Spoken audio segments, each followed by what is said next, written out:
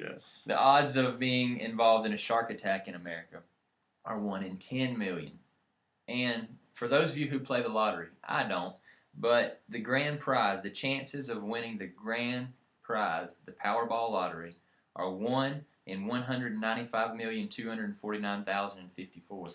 The lottery is a tax on people who are bad at math. Yes. And the chances of Jesus fulfilling just 8 prophecies from the Old Testament are 1 in, I think this number is like 100,000 sextillion something, billion, trillion, million. Somewhere in that neighborhood. How many zeros? I'll tell you what, we will put the number on the screen for you. You can see the number. Right now it's there. And maybe you can read that number. There are tons of zeros. But if you took this many silver dollars and say you put them in Texas, it would cover the entire state of Texas 2 feet deep. That's a lot. That's a lot of silver dollars. Yes, it is. Yeah. So what if you had some guy that was blind or blindfolded, and he starts off in Dallas, and he starts walking north, or who knows what direction. What are the chances of him picking up just 1 silver dollar that's specially marked? What are the odds of that? The odds of him doing that are the same as Jesus fulfilling just 8 of these prophecies.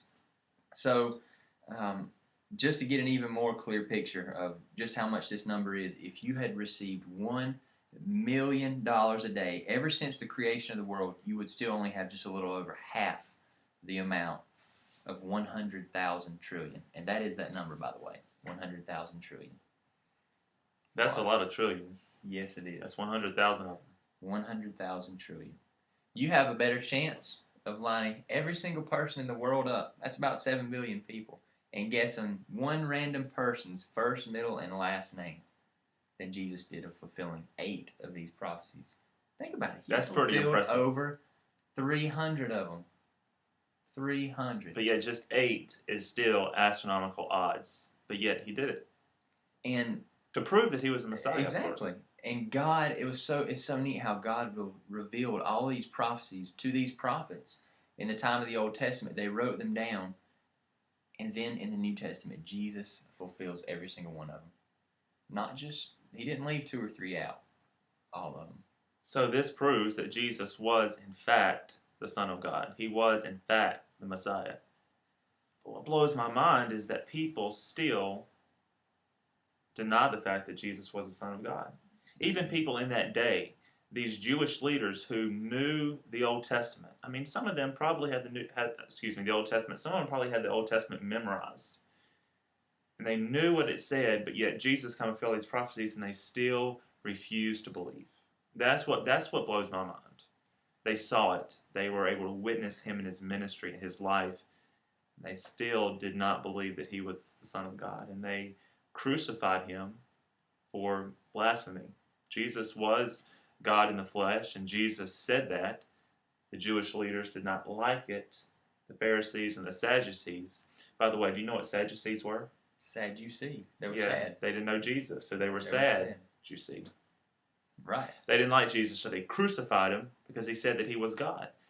But the fact that he fulfilled all these prophecies proves that he was God, but sin had blinded them to the fact that Jesus was Messiah, that he could save them from their sins, and it's said that people just refused to believe.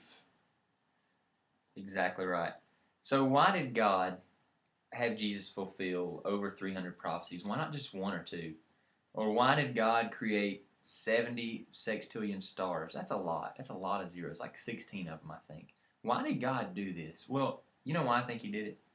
Why? I think it's to show us how big he is. Right. He's a big God. We serve a big God. And that same God wants a relationship with you. Is that not amazing? The God of the universe wants a relationship with you. Have you entered in this relationship with him? If not, we would encourage you to do so. You will be changed forever. And it will blow your mind. It really will, that that from the law, from the Old Testament, we are shown how sinful we are, how we just fail to meet God's standard, and that's what God. We have to meet God's standard perfectly in order to have um, a close relationship with Him. But we fail to meet this standard. There's no way we can meet it. But we can be brought together again to God. Sin separates us from God. It breaks that relationship. But through Jesus Christ, we can be brought back together. We can be reconciled to God again. No matter the fact that we cannot meet this standard, no matter that we cannot fulfill what the Old Testament says that we should, we know that through Jesus, we can be brought back together with God, reconciled to God, and have that close relationship with God that was broken because of our sin. Exactly, and that's the amazing thing about it. Oh, amazing thing about it. Oh, amazing grace. How sweet the sound. How sweet the sound. Woo! All right, so we hope you enjoyed this episode, part 3 of Christianity 101. Next week we'll have part 4.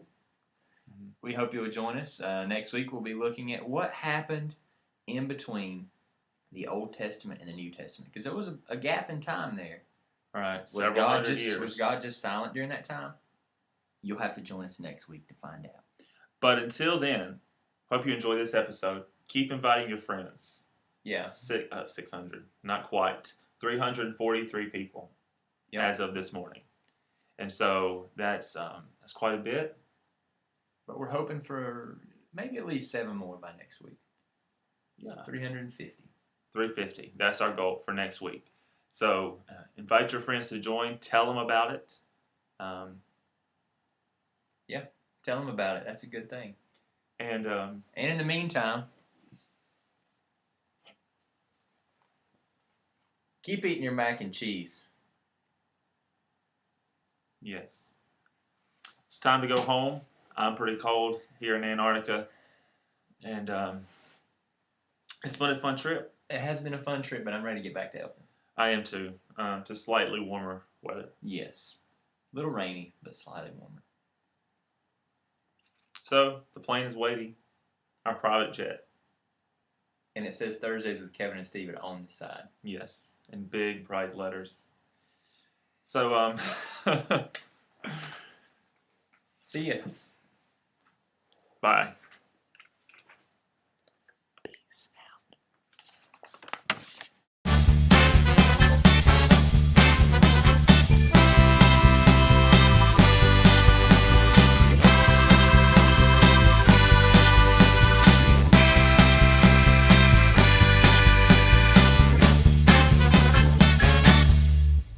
But anyways, God had the Old Testament, had the Ten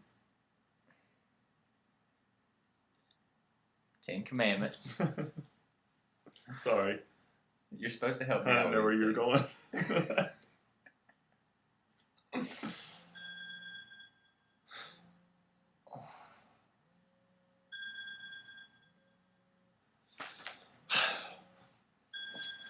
So, welcome to... Hello.